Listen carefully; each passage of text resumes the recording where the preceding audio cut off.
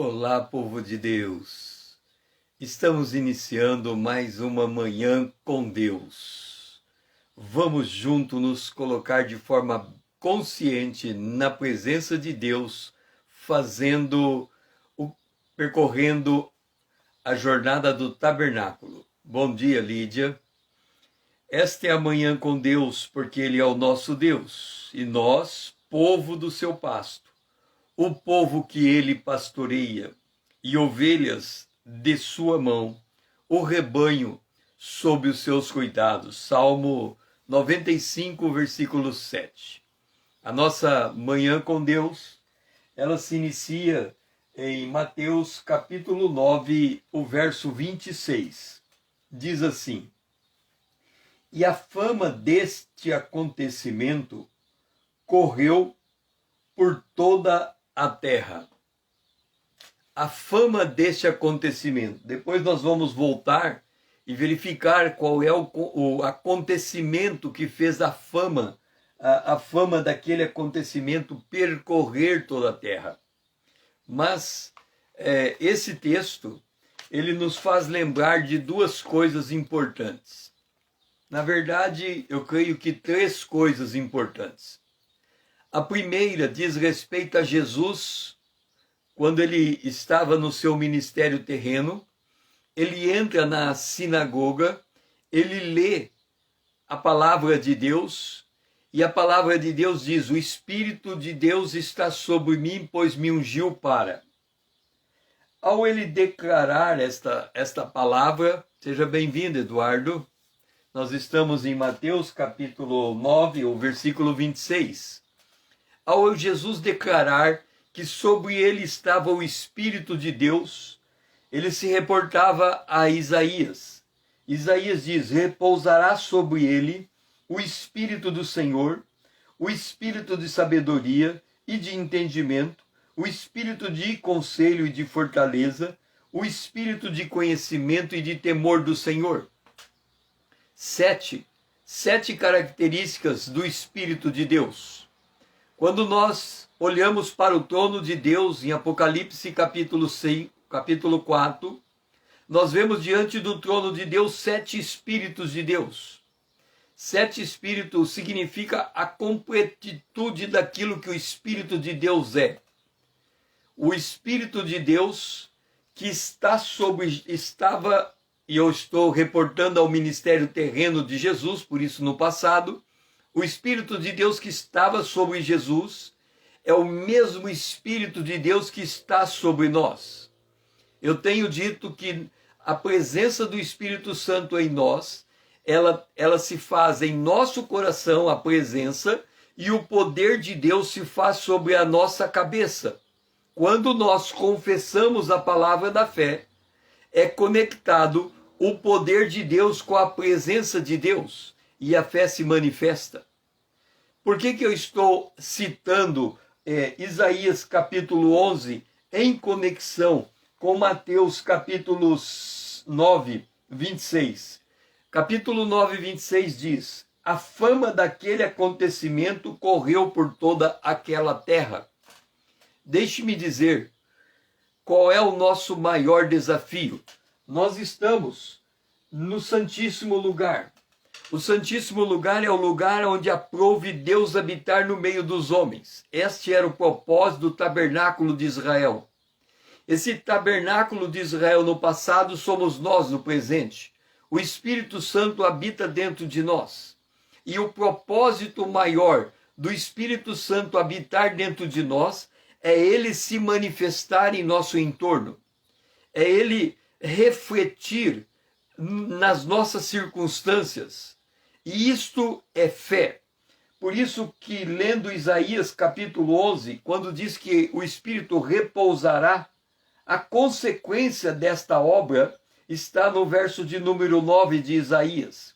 Não se fará mal nem dano algum em todo o meu santo monte, porque a terra se encherá do conhecimento do Senhor, como as águas cobrem o mar.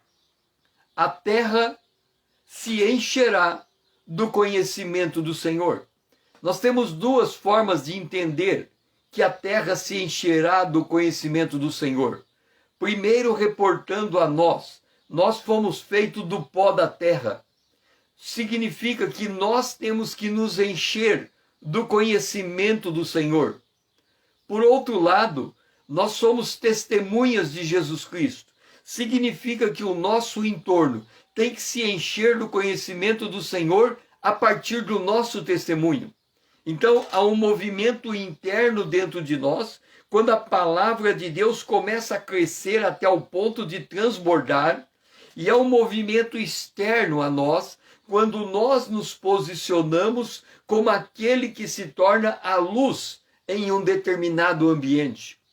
O que nós temos colocado aqui, e essa é a nossa posição quando nós falamos da Arca da Aliança, quando nós falamos da presença de Deus, o que nós temos colocado a cada manhã é que as circunstâncias em que nós estamos vivendo, exatamente estas aonde nós estamos no dia de hoje, são as circunstâncias preparadas por Deus para que a glória de Deus se manifeste através de nós. O que significa que quando nós estamos na manhã com Deus, o que vai fazer a diferença como é que eu vou dizer? Quando nós vamos a um culto, nós nos alegramos no momento de adoração, mas nós temos que entender que o que está acontecendo no culto, no momento de adoração, ele se torna real no dia seguinte ao culto. Ou seja, quando eu saio do ambiente de culto, aquilo que eu estou levando daquele ambiente e aquilo que está afetando o meu dia a dia é o que de fato vai fazer a diferença e gerar uma experiência com Deus. E é disto que se trata Mateus capítulo 9, verso 26. Jesus se apresenta em um determinado ambiente, algo muda naquele ambiente, e quando aquilo muda, as pessoas daquele ambiente reportam aquele evento a manifestação da glória de Deus. Isto torna nós como testemunhas vivas de um Deus vivo, daquele que ressuscitou. Por isso que é tão importante a declaração da ressurreição de Jesus Cristo. Porque aquele que estava morto e reviveu, ele está em nosso coração por meio do seu Espírito, e o seu Espírito nos faz extravasar aquilo que nós cremos, e quando extravasamos que aquilo nós cremos, nós manifestamos a nossa fé. E a terra se encherá do conhecimento do Senhor, como as águas cobrem o mar. Imagine vocês de quantos cristãos Deus não precisa para fazer a terra se encher do conhecimento. Nós temos que contar em milhares, em milhões e bilhões de pessoas, cada uma com uma pequena chama, uma pequena porção de luz, que esparramadas dentro do planeta em todos os lugares. A obra de Deus é manifesta à luz daqueles que antes andavam em trevas. Porque o contraste da obra de Deus é o mundo perdido e em trevas cada vez mais. Eu estava lendo agora há pouco uma frase de Dr. Martin Lloyd Jones, e ele diz assim: se nós de fato conhecêssemos a Bíblia, não estranharíamos o mundo como ele está, porque o mundo está em trevas, o mundo está perdido, mas nós somos a luz que vai fazer a diferença. Nós somos o testemunho que vai manifestar a presença de Deus, porque Deus está conosco, andando conosco, habitando em nós, caminhando conosco, colocando o seu poder sobre nós, aguardando somente a nossa palavra de fé para se manifestar e fazer a terra, o entorno aonde nós estamos, se encher do conhecimento da glória de Deus. Deus começa em algum lugar e ele começa através de nós. Pai, o Senhor nos deu esta responsabilidade, Senhor, de manifestar a glória do Evangelho. a manifestação da tua presença em todos os lugares aonde nós estamos. Por isso, Senhor, que neste dia o Senhor nos desperte ao testemunho. Que nesse dia nós tomemos a rédea do nosso destino. Que nesse dia nós saibamos que nós estamos liderando e não sendo liderados, ó Pai. Liderando a manifestação da tua presença. Esta é a nossa oração. Em nome de Jesus, o teu Filho amado, a quem nós amamos. Amém. Vamos para a nossa segunda estação. Seja bem-vinda, Rita. A nossa segunda estação é o altar de ouro, e ele está no verso 25. Mas afastando o povo, entrou Jesus, tomou a menina na mão, e ela se levantou. Seja bem-vindo, irmão Paulo. Lembra, nós estamos em Mateus capítulo 9, o verso de número 25. Lembra que na primeira estação, aquele evento, ele foi, a fama daquele acontecimento se espalhou por toda a terra. Qual foi o acontecimento que fez essa fama espalhar? Nós estamos encontrando o acontecimento no verso 25 de Mateus capítulo 9. Está uma menina e Jesus entra e a menina estava morta. Jesus pega ela pelas mãos e coloca ela de pé. Jesus pega a menina pelas mãos e coloca ela de pé. E a fama deste acontecimento, dele pegar o morto e ressuscitar o morto, a fama desse acontecimento impactou todos naquela região, todos naquela terra. O conhecimento de Deus se espalhou. Deixe-me colocar uma coisa. Um dos programas de auditório que mais chama a atenção das pessoas e que mais diverte as pessoas é o programa da pegadinha. Qual é a proposta daquele quadro da pegadinha? Você cria uma situação e quando a pessoa cai naquela situação, ela se passa de bobo alegre. Ela é enganada numa determinada situação e quem está assistindo todo o quadro, ele percebe claramente que está sendo montado uma cilada para aquela pessoa e quando ela cai naquela pegadinha, todo mundo dá gargalhada. O que as pessoas não percebem é que quando alguém cai numa pegadinha, o que está sendo derrubado naquela pegadinha é a dignidade daquela pessoa. Quando nós nos alegramos com uma pegadinha, quando nós nos alegramos quando alguém é diminuído, quando nós nos alegramos com uma palavra que diminui a dignidade de uma pessoa, ao fazermos isto, nós estamos contribuindo para o homem continuar caído. Nós não estamos fazendo o procedimento de Jesus, que ele pega pela mão da menina e coloca ela de pé.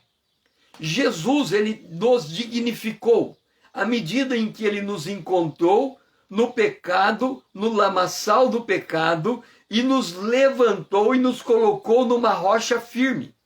Então, por exemplo, você está andando com teu cônjuge, e aí você pega e fala assim, meu cônjuge que nunca faz isso, o meu cônjuge, e você faz uma brincadeira que diminui a dignidade do teu cônjuge. Diminui.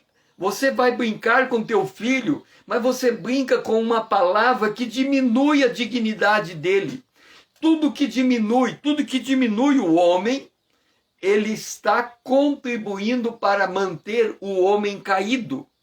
Então, esse tipo de situação, ele não deve alegrar o nosso coração, mas nos entristecer por estarmos encontrando alguém sendo objeto de chacota do outro, sendo objeto de diminuição do outro. Nós temos que ter muita clareza do valor, da dignidade da vida humana. Caso contrário, nós nunca seremos esse instrumento que Jesus fala, em que ele pega na mão de uma criança e levanta. Eu estava ouvindo um determinado senhor contando a respeito do seu trabalho, e ele falando da importância das palavras positivas. E ele disse que na casa dele foi feito um pacto. Se você não puder falar algo positivo, cale tua boca, porque o teu silêncio se torna eloquente. Então nós não devíamos abrir a nossa boca para falar uma coisa que diminui, que impede, que limita. Entenda que o homem natural, ele vive baseado na escassez, ele vive baseado na limitação, ele não crê no impossível. Então você chega para alguém e diz assim, olha, eu quero fazer isso. Isso não é possível fazer dessa forma, isso é muito difícil. Então, ao invés de nós darmos palavras que levantam o indivíduo, nós estamos dando palavras que rebaixam o indivíduo, que demove ele daquele sonho. Quando a Bíblia diz que Deus, o Espírito Santo, virá e ele dará visões aos jovens e sonhos aos velhos, ele está dizendo, ele vai inflamar a vida das pessoas. Ele vai mover as pessoas para frente. Ele vai dar uma visão de futuro. Porque eu bem sei, os pensamentos que eu tenho de vós, disse o Senhor, são pensamentos de paz e não de mal, para dar o fim que você deseja. E nós, ao invés de nos alegrarmos com aquilo que Deus vai levantar na pessoa, nós diminuímos, tiramos a energia da pessoa. Seja por uma crítica, não vai dar. Quando alguém conta para você algum plano, a nossa palavra não deve imediata, não vai dar. Não é possível fazer isso. Nós nem sequer entramos naquilo que a pessoa está contando para nós, nem nos alegramos com ela.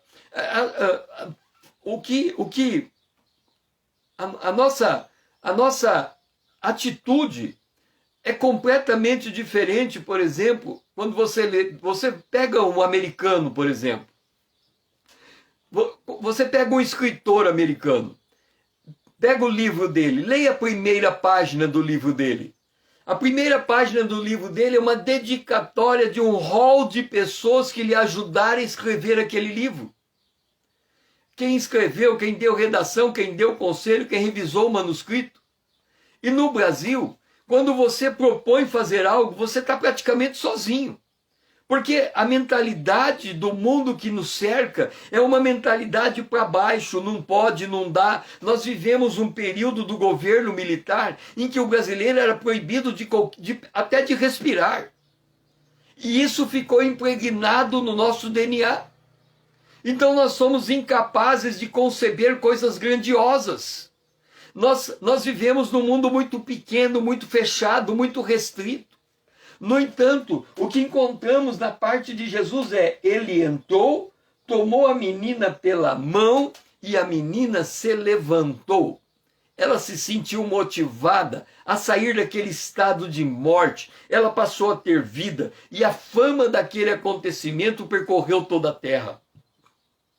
Deixe-me dizer, a cada um de nós que aqui está, nós podemos fazer coisas absolutamente grandiosas.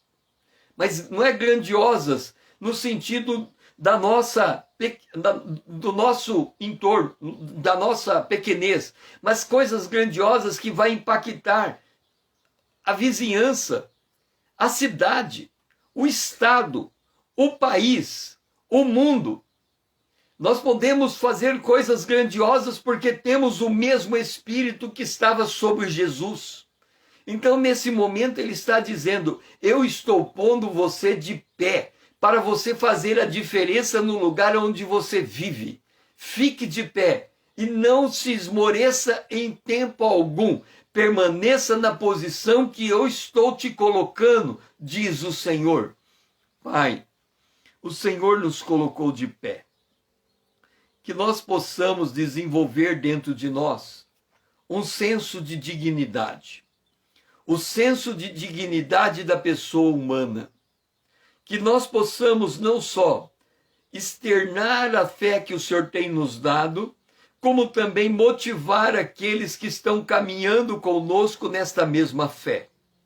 Para nós fazermos coisas grandiosas, Senhor, coisas que impactam o mundo. O mundo precisa conhecer a tua glória, o conhecimento da tua palavra. A terra tem que se encher, o teu propósito é esse. Não é pegar e acender uma luz e esconder essa luz, mas proclamar essa luz, colocar ela no lugar que brilha, Senhor. Assim dá a nós sonhos e visões, para que a gente faça a diferença que impacte milhares de pessoas, meu Pai. Assim como o Senhor impactou as nações pelo testemunho de Abraão, e nós somos filhos de Abraão, que o Senhor também nos impacte a partir de nós uma geração. É a nossa oração, em nome de Jesus, o teu Filho amado, a quem nós amamos. Amém. Agora chegou a hora do nosso café da manhã. Uma vez que nós já estamos no Espírito, do Espírito de Deus, não é? Na visão que o Espírito de Deus nos transmite, nós podemos sentar à mesa dos pães, que é a própria presença do Senhor Jesus, e lemos no verso 19 do capítulo 9 de Mateus. E Jesus, levantando-se, o seguia, e também os seus discípulos. Olha, o foco da nossa vida é seguir o Cordeiro. Nós temos que seguir o Cordeiro aonde quer que ele esteja. E seguir o Cordeiro aonde quer que ele esteja, significa que quando nós sairmos agora dessa manhã com Deus, e nós entrarmos na lida do dia, o Cordeiro vai estar adiante de nós na nossa existência. Ele está diante de nós. Aqui nesse caso, acontece uma ligeira mudança que às vezes as pessoas não percebem. Diz assim: e Jesus levantando-se. Vamos cortar o texto. Vamos ler o começo e o fim. E Jesus levantando-se, também os seus discípulos. Ou seja, Jesus se levanta, os seus discípulos se levantam também. Ok? Então, todas as vezes que o Cordeiro se move, nós temos que mover também. Isso significa que nós temos que estar atento ao Cordeiro. E estar atento ao Cordeiro é estar atento ao nosso dia a dia, porque o Cordeiro está adiante de nós dentro desse dia. Mas o que acontece aqui é que Jesus se levantou para seguir Jairo. Porque Jairo chega para Jesus, aqui fala que é um chefe, ele chega para Jesus e ele conta para Jesus que a filha havia falecido. E que era para Jesus ir até essa mulher, essa menina, é o que ele está dizendo, e impor a sua mão sobre essa menina e ela vai viver. Então, este homem vai levar Jesus até onde está essa menina. E Jesus se levanta para ir aonde esse homem está, na casa dele. E os discípulos se levantam para ir junto com Jesus. Qual é a ideia que tem aqui? É que quando alguém pede algo para nós, e nós vamos em direção àquela pessoa para atendê-lo, é porque Jesus já foi ao encontro dela, e nós estamos sendo a instrumentalização da mão de Deus sobre aquela vida. Entenda, todas as vezes que alguém nos chama, ele chama a nossa atenção, ele está pedindo para nós irmos até ele. E quando nós vamos até ele, é porque Jesus já foi em direção a ele. Porque Jesus habita em nós. O Espírito Santo habita em nós. Então, o Espírito Santo nós somos como atalaias de Deus. Nós somos como... como é que eu vou dizer? Nós somos como um vigia de Deus na terra. Imagina você, volta lá no Jardim do Éden. Quando Deus cria o homem, ele diz assim: você deve sujeitar a terra, dominar a terra. Quando nós vamos para o capítulo 10 de Gênesis, Deus, depois do dilúvio, diz que é para o homem se espalhar na terra. Quando nós vamos para Isaías, que nós já lemos hoje, Isaías diz que a terra se encherá do conhecimento da glória de Deus. Portanto, cada um de nós, no lugar em que nós estamos, é como se Deus colocasse um vigia na terra. Nós somos os vigias de Deus, nós somos os olheiros de Deus, nós somos os responsáveis da parte de Deus para colocar ordem ao caos que o nosso entorno se encontra. Então, quando nós temos uma tribulação, uma dificuldade, quando nosso entorno tem uma dificuldade, nós somos aqueles colocados diante por Deus naquele lugar para trazer a luz de Deus para aquela situação. Então, se este chefe chama Jesus, e Jesus se levanta e vai em direção a ele, e os discípulos vão atrás, significa, resumindo, que quando alguém nos chama, é porque ele está chamando o Espírito de Deus que está conosco. Porque quando alguém nos chama, a impressão que a gente tem é, olha como eu sou importante, olha como eu sou o cara, porque a pessoa precisa de mim. Então eu vou me levantar para atender essa pessoa e ela vai depois acaba ficando devendo algo para mim. Essa é a visão humana. É a visão do network, né? Você cria relacionamentos para ganhar depois. Então, na visão do network, quando você vai ao encontro de uma pessoa, você já está olhando para depois dela, para aquilo que você vai ganhar depois dela. No entanto, quando você faz a ação da parte de Deus, quando você olha para aquela pessoa, você não quer ganhar através dela, você quer levantar ela. Este é o nosso papel. Jesus pegou aquela menina que estava morta e ela se levantou. Quando alguém nos chama, o nosso propósito ao lado daquela pessoa é ajudar aquela pessoa a levantar, a ser uma sustentação para aquela pessoa. Quando Deus fala da mulher em relação ao marido, ele fala, ela é a ajudadora idônea dele. Ela é aquela que se coloca do lado para ajudar ele a ficar de pé. Quando dois estão juntos andando, eles são mais fortes do que um andando sozinho.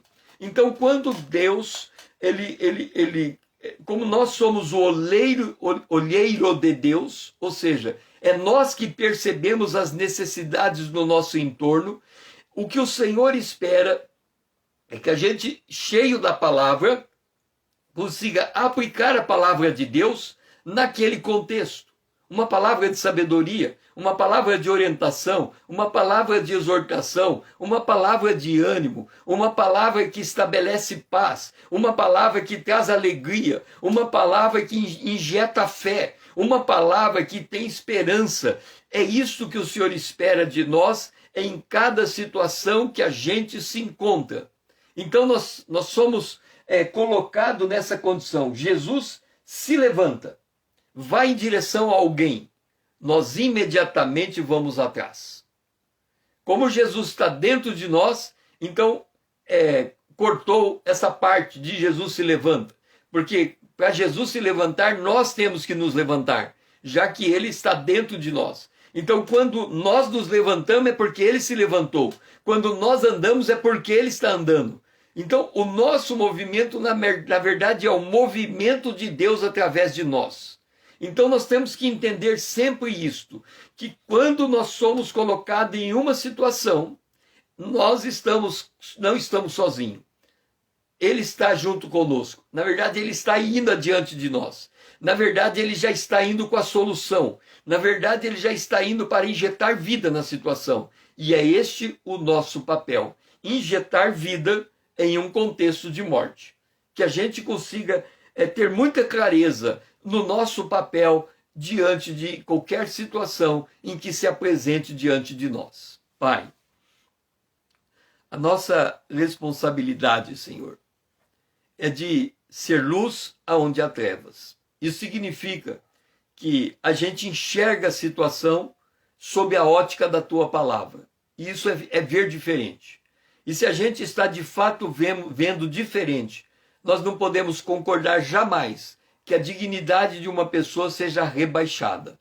Então, Senhor, que o Senhor nos ensine a levantar a dignidade das pessoas que nos cercam o tempo todo, porque o Senhor já nos levantou, o Senhor já nos colocou de pé, o Senhor já nos deu o teu Espírito. Então nós temos a capacidade também de colocar o outro de pé, como nós de pé estamos na tua presença. Esta é a nossa oração, em nome de Jesus, o teu Filho amado, a quem nós amamos. Amém. Vamos lançar luz sobre aquilo que o Senhor está falando, e agora nós vamos para o verso 21 de Mateus. Porque dizia consigo mesma: se eu apenas lhe tocar as vestes, ficarei curada. Isso mesmo, o tabernáculo se movia dessa forma. Israel, aonde que ele ia, o tabernáculo ia em direção à direção que Israel estava indo. Primeiro eles desmontavam o tabernáculo e os sacerdotes iam na frente, e quando eles paravam no lugar em que a nuvem parava, os sacerdotes eles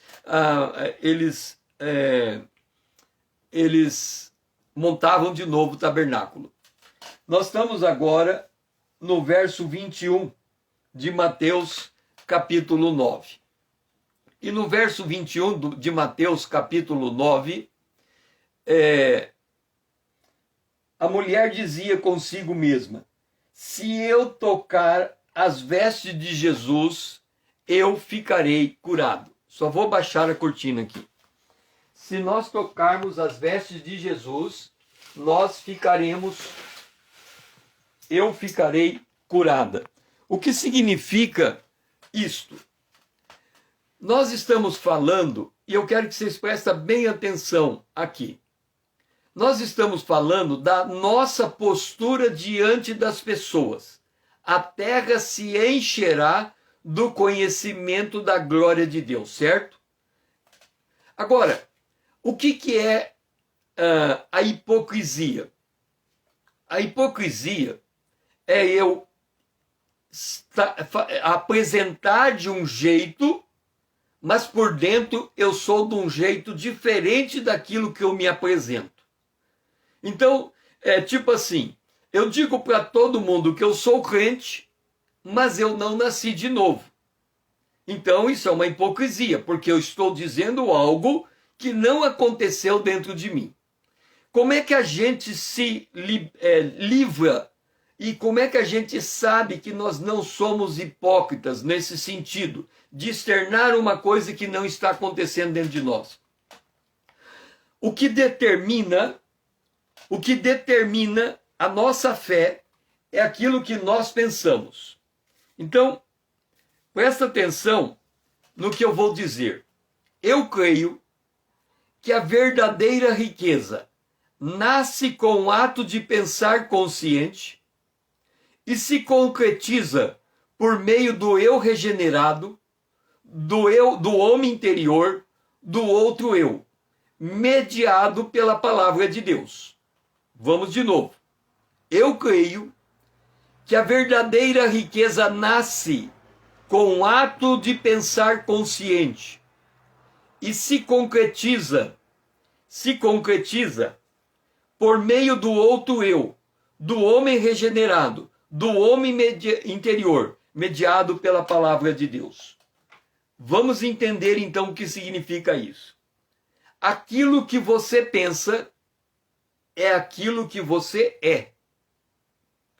Então, se você, por exemplo, chega para uma pessoa e diz assim: fica firme, se coloque de pé, mas no teu pensamento você pensa assim: ela bem que está merecendo levar essa pancada. Então, olha só, você está olhando para ela e dizendo: fica firme, coloca de pé, mas dentro da tua cabeça você está analisando a vida dela e diz: você bem merece o que te acontece. Você percebe que o teu pensamento é o oposto da tua palavra? Então, quando o teu pensamento é o oposto da tua palavra, a tua palavra é vazia de sentido, porque ela não expressa o que você está pensando de verdade. E o que você está pensando de verdade é porque você está com uma visão distorcida. Lembra quando Jesus cura aquele cego e ele diz: o que você está vendo? Ele fala assim: eu vejo homens igual árvore andando. Primeiro, árvore não anda. Segundo, homem não é árvore. Homem não é coisa. Homem não é objeto. Então, se eu olho para uma pessoa e digo assim, ela bem merece o que ela está vivendo, é que a minha visão não consegue perceber as misericórdias de Deus sobre aquela vida, as lutas interiores que ela está passando, a lógica daquilo que está impedindo ela de crescer. E aí começa a verdadeira mudança, começa do ato de pensar. Essa mulher dizia: se eu tocar, eu ficarei curada. Ela dizia consigo mesma. Então aquilo que você diz consigo mesmo é a verdadeira fé, é a verdadeira maneira como você enxerga o mundo. Então o que é que você pensa com você mesma quando você está sozinha? Ou quando você está só? O que é que você pensa? Você pensa assim: não vai dar certo, está muito difícil, é muito atribulado, é muita pressão sobre mim, eu não vou aguentar. Entenda uma coisa, por que nós estamos tendo essa manhã com Deus? Nós estamos vivendo nos dias de Noé e de Ló. Os dias de Noé e de Ló são os dias mais negros e terríveis da humanidade antes do dia do Senhor. Antes da 70ª semana de Daniel. Os dias de Noé e de Ló iniciaram em 1948, quando Israel se tornou nação. O apóstolo Paulo fala que esses dias que nós estamos vivendo são dias atribulados, são dias penosos, são dias terríveis, são dias difíceis. Dentro desses dias, se nós não mudarmos a nossa mentalidade para lidar com as coisas da nossa casa, nós não suportaremos a perseguição que está vindo contra os cristãos. Por uma palavra nossa hoje, aqui no Brasil, nós podemos incorrer em crime de pegar prisão de até 5 anos. Isso pode acontecer conosco. Agora imagina você, se eu der uma palavra mal interpretada, eu posso ser levado à justiça e ser preso. Aí você vai dizer: mas eu vou ser preso por amor a Cristo. Essa não é a questão. A questão é: você vai suportar a prisão? A questão é: se hoje você, vivendo no teu cotidiano, na tua luta pequenininha, na luta que é do tamanho da tua casa, você não suporta essa luta, como é que você vai suportar uma luta maior do que esta? Então a nossa casa, a nossa luta pequena, é um campo de treinamento para lutas maiores. Mas esta maneira de vencer a luta pequena começa na maneira como nós mudamos a nossa forma de pensar. Ela dizia consigo mesma: eu ficarei curada se tocar em Jesus. Então nós temos que olhar a circunstância dizendo: Senhor, esta circunstância vai mudar se tão somente o Senhor entregar uma palavra. Se o Senhor tão somente voltar a tua mão de misericórdia, isso vai mudar. Se não mudar, é em ti que eu estou esperando. É por ti que eu estou batalhando. Então, nós temos que sintonizar o nosso pensamento com a nossa fé. E a nossa fé com o nosso pensamento, uma coisa alimentando a outra. Nós ouvimos a palavra de Deus, trazemos ela para o nosso coração, ela motiva a nossa forma de pensar e ao longo do dia nós estamos meditando nela.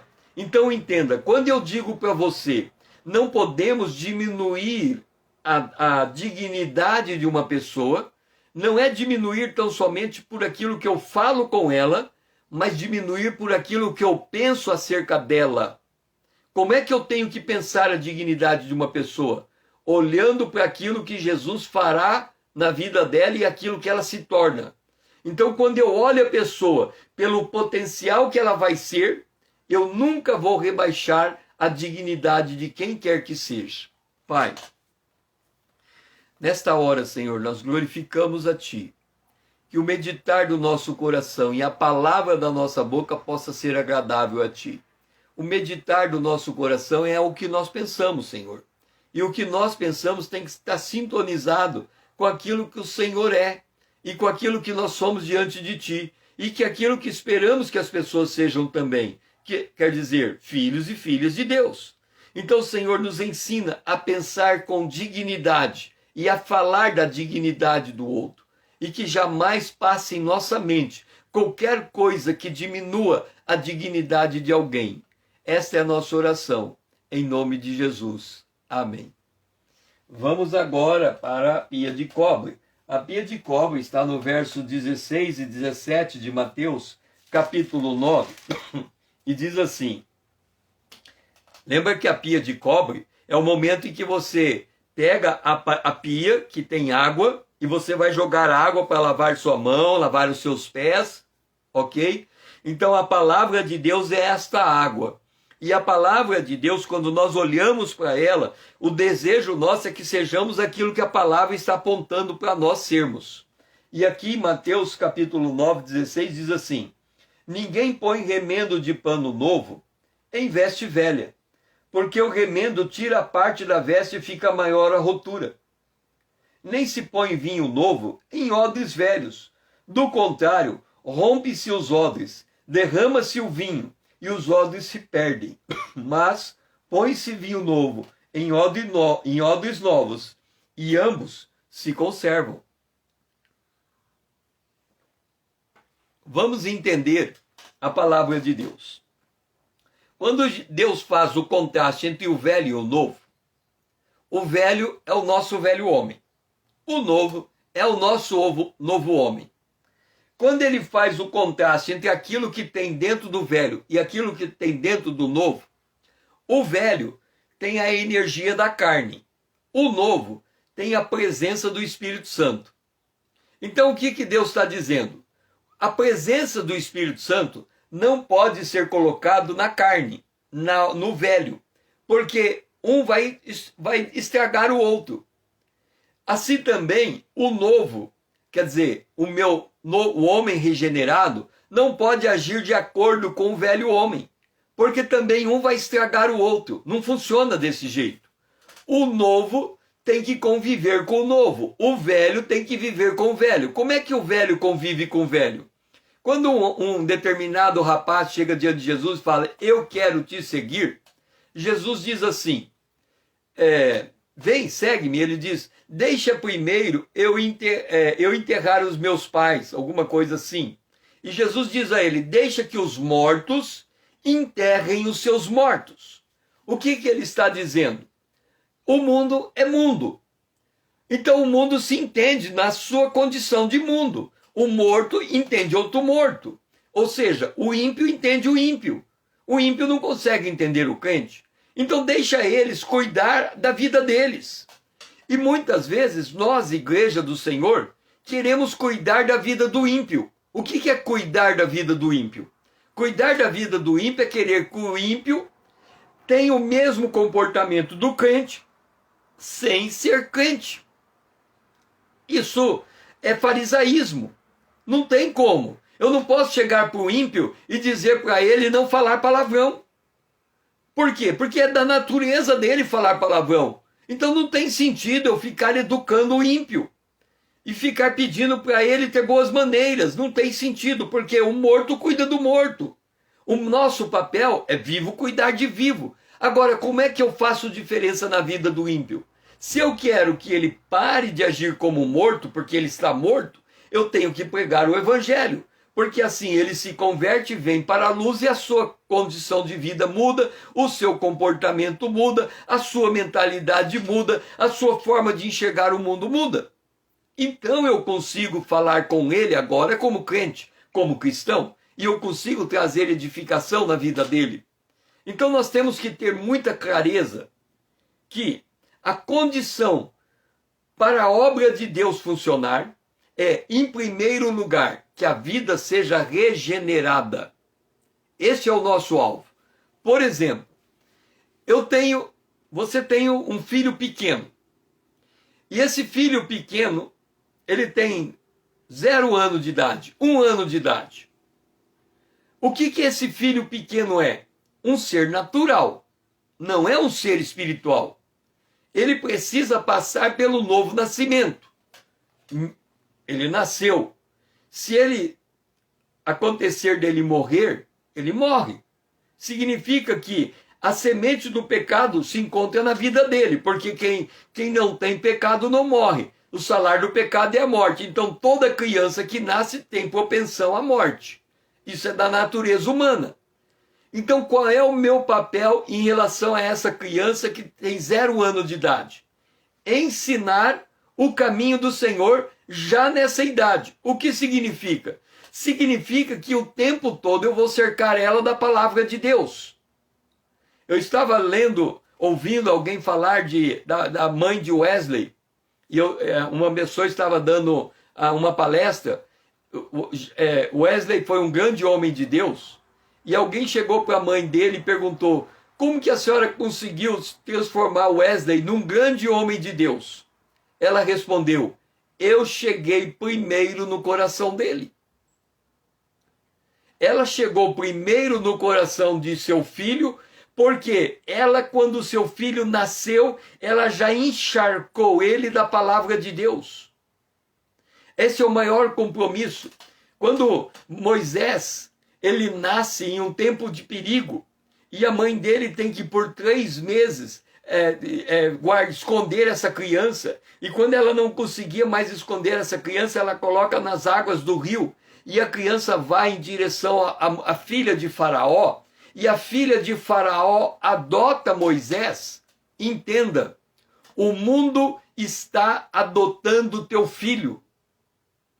O que acontece é que, e aí perceba, por mais que o mundo tente adotar o teu filho, ele não tem capacidade de adotar todos de igual maneira. O que significa isso? Se você colocar o teu filho numa creche, o mundo adotou o teu filho a partir da creche. Ele vai influenciar o teu filho. Mas olha como funciona uma creche. Tem 30 crianças numa sala e uma professora. Ela não consegue falar com 30 crianças no mesmo dia. Ela vai falar com uma, com 2, com 3. Então ela só vai influenciar 1, 2 ou 3. As outras naquele dia não estão influenciáveis. Ok? Mas você na tua casa, se está influenciando o teu filho, a tua filha todos os dias, então quando ele é submetido à influência de uma creche, ele não é contaminado por aquela influência, porque a tua influência é maior do que aquela. É isso que significa a filha de Faraó devolver Moisés para a sua própria mãe, para sua mãe o criar. É Deus dizendo: presta atenção, o mundo está criando artifícios para influenciar a tua criança. Assim como a filha de Faraó queria que Moisés fosse igual ao Faraó. No entanto, por mais que o mundo tente isso, há sempre uma brecha para o pai e a mãe influenciar o seu filho muito mais do que o mundo lhe influencia. É uma guerra. E se nós não estivermos conscientes dessa guerra, nós não entenderemos. Então nós temos que entender que a criança, ela nasce com roupa velha. Ela precisa passar por uma transformação. Ela precisa nascer de novo. Ela vai nascer de novo quando ela tiver consciência de quem Jesus é e aceitar Jesus como Salvador. Mas do 0 ano até o dia da sua consciência, que vai dar entre 4 e 5 anos, você tem que injetar a palavra de Deus nessa criança com tanta intensidade que quando qualquer um tentar influenciar esta criança, ela esteja impregnada, protegida pela palavra até o tempo em que ela consegue adquirir maturidade para tomar a sua decisão em favor de Cristo. Então nós temos que ter consciência que há uma roupa velha, há um vinho, uma maneira velha de ser. Há uma roupa nova, há uma maneira nova de ser. E nós somos odres novos, nós somos odres novos, e nós temos o Espírito de Deus dentro desse odre. Então a nossa maneira de pensar e o nosso comportamento deve refletir o nosso coração, aquilo quem somos. Pai, que o Senhor possa nos ensinar nesta manhã a agir em conformidade com a nossa identidade e a ter sabedoria para trazer luz àqueles que estão nas trevas, para que eles também venham para a luz, pelo mesmo processo que nós viemos, crendo em Jesus Cristo como o único Senhor e Salvador. Dá-nos sabedoria para transmitir esse testemunho e dá-nos sabedoria para vivermos quem nós somos, novos odres com vinho novo. Vidas regeneradas com teu Espírito dentro de nós. Nós oramos agradecidos, em nome de Jesus, o teu Filho amado, a quem nós amamos. Amém. Agora nós vamos para Mateus capítulo 9, o versículo de número 22. Mateus 9, 22. E Jesus, voltando-se e vendo-a, disse: tem bom ânimo, filha, a tua fé te salvou. E desde aquele instante, a mulher ficou sã. Vamos voltar de novo à conexão entre o que pensamos e o que falamos. Jesus está observando o que nós estamos pensando. Porque aquela mulher dizia consigo mesma: se eu tocar a veste, eu ficarei curada. Jesus voltou como quem ouviu o que aquela mulher pensou. E ele disse: o que você está pensando é a manifestação da tua fé. E a tua circunstância vai mudar de acordo com aquilo que você está pensando da tua circunstância. Veja como é importante. Eu volto ao que eu disse, antes. Vamos ler de novo. Eu creio que a verdadeira riqueza, ou a fé, nasce com o ato de pensar consciente e se concretiza por meio do outro eu, do homem regenerado, do homem interior, mediado pela palavra de Deus. O que significa isto? Eu tenho que mudar a minha maneira de pensar para o meu entorno mudar. Porque o meu entorno vai mudar de acordo com aquilo que eu estou pensando dentro de mim.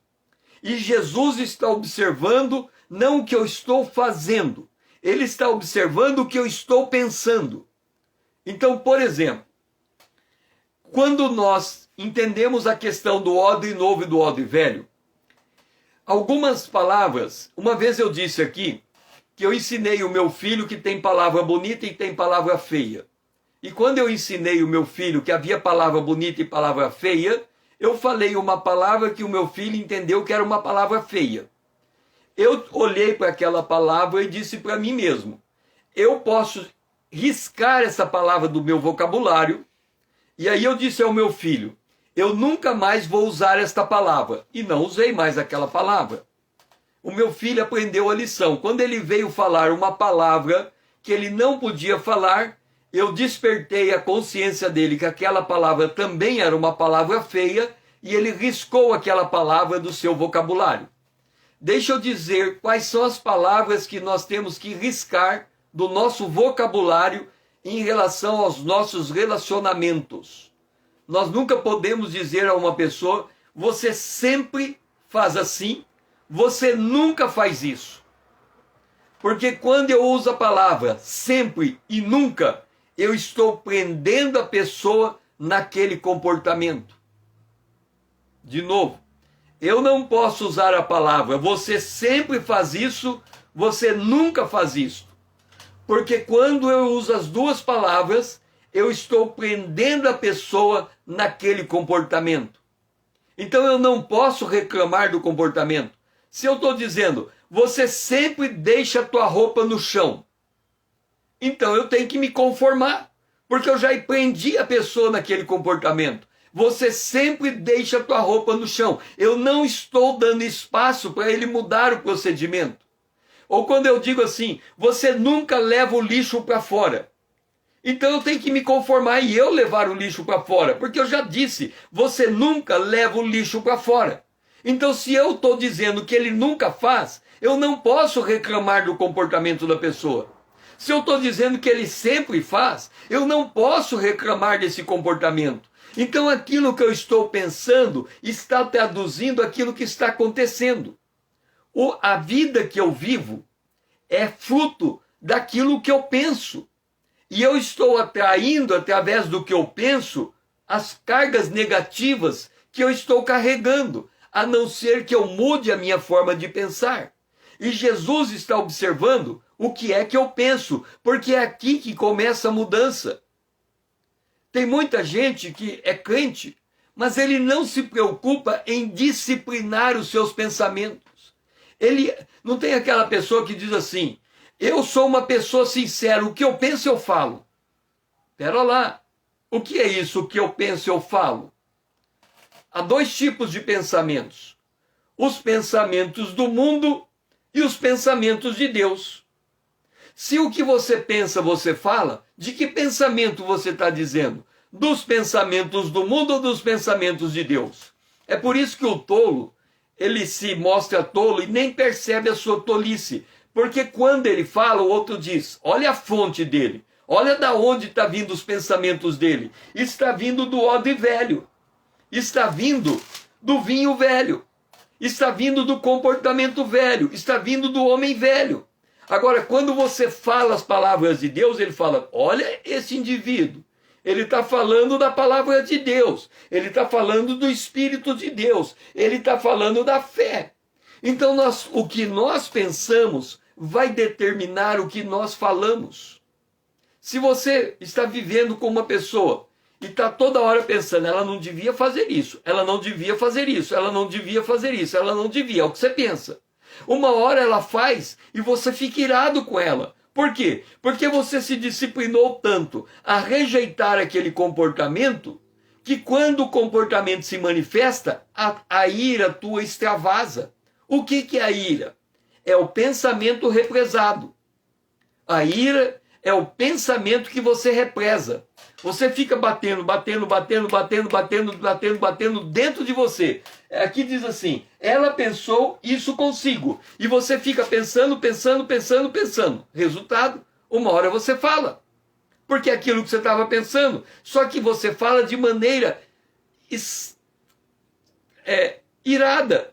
Você fala como uma explosão de ira. Por quê? Você acumulou tanto pensamento negativo dentro de você que na hora que acontece uma coisa, o dique explode, a represa arrebenta e você destrói a dignidade daquela pessoa por causa da tua ira, porque os teus pensamentos acumulados explodiram naquele dia.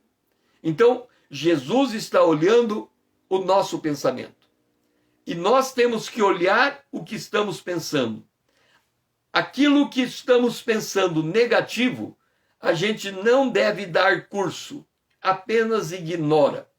Aquilo que pensamos positivo, a gente deve fortalecer. A frase do dia hoje é, a nossa fé nos dá bom ânimo. Se eu tenho fé, eu vou mudar a minha forma de pensar e vou me animar. Eu vou me fortalecer. Eu vou pensar positivo. Eu vou pensar na vitória. Eu não vou abaixar jamais a dignidade de uma pessoa que está do meu lado. Eu vou mudar a minha perspectiva da pessoa humana. Eu vou mudar a forma de enxergar ela. Porque eu vou conectar o meu pensamento com a palavra de Deus. E quando eu conecto o pensamento com a palavra de Deus, o meu homem regenerado age de acordo com o meu pensamento. O vinho novo é a forma de pensar e o resultado é a bênção de Deus no nosso entorno. Pai, que nós possamos nesse dia a olhar para os nossos pensamentos. Aquilo que é indigno, que a gente deixa para lá. Não pense, não continue dando corda para esse pensamento. Mas aquilo que é honroso, que a gente pense. E a gente pensando naquilo que é bom, naquilo que é frutífero, naquilo que é o teu milagre, daquilo que é a tua bênção, nós vamos enxergar as coisas que estão nos acontecendo de forma diferente. E não vamos reduzir a dignidade de ninguém. Pelo contrário, assim como o Senhor tocou naquela criança e colocou ela de pé, nós vamos não só permanecer de pé, porque o Senhor está nos animando, mas nós vamos colocar as pessoas em volta de nós também de pé, com palavras de carinho, com palavras de fé, com palavras de esperança, porque elas vão refletir o que estamos pensando a respeito dessa circunstância e desta pessoa. Esta é a nossa oração, em nome de Jesus, o teu Filho amado a quem nós amamos. Amém. Foi muito bom essa manhã com Deus. Este vai ser um desafio para nós ao longo do dia. E eu quero colocar o seguinte para você. Nós somos uma pequena comunidade que estamos mudando a nossa forma de pensar. E quando mudamos a nossa forma de pensar, as pessoas que estão em nossa volta precisam ter esse testemunho. Então, procure dentro do Instagram, nos comentários, expressar a maneira como esta palavra está impactando você, para que outras pessoas possam perceber o valor daquilo que você está experimentando. E assim você seja um meio de motivar outras pessoas a também entrar nessa mesma vibe que eles falam, né? Nesse mesmo espírito, nesse espírito de pensar positivo, de enxergar a realidade com olhos diferentes, de mudar as circunstâncias a partir da presença do Espírito Santo dentro de nós. Que o Senhor assim seja louvado e que você seja abençoado ricamente ao longo de todo esse dia.